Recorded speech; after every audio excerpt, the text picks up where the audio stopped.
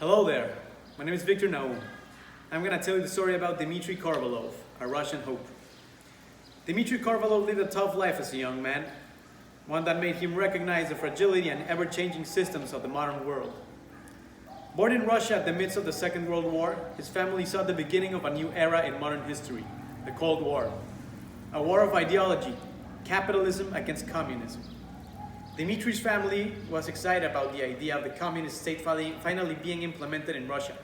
With the confidence given to the Russians with their victorious overthrow of the Nazis in World War II, hope of better times was a common thought among the Russians, including Dmitry and his family. Dmitry's father had always been a low-wage farmer.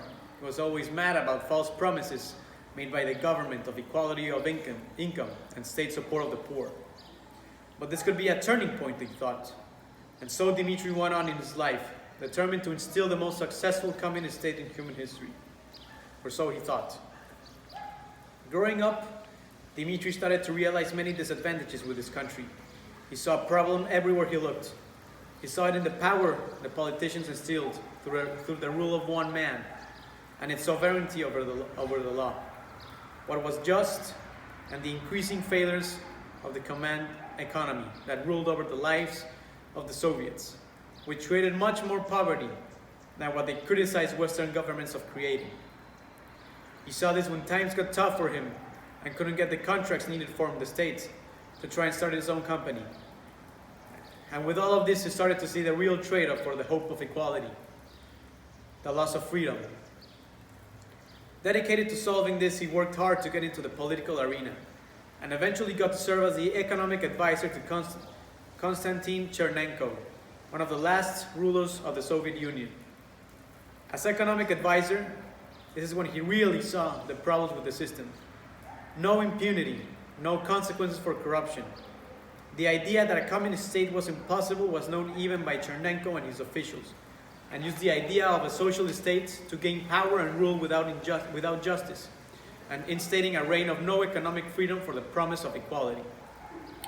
When Dmitry tried to talk Chernenko into changing the way the Soviet Union functions, by suggesting turning it into a mixed economy market, he was fired from his post.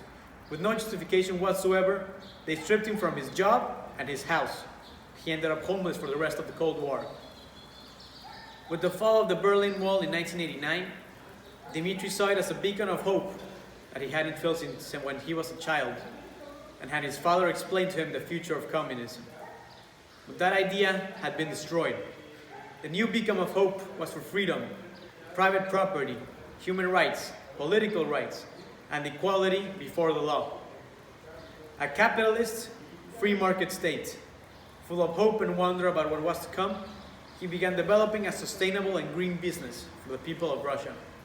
With the prospect of making good use of the country's natural resources, he wanted to help the people that had been wronged for so many years by the government.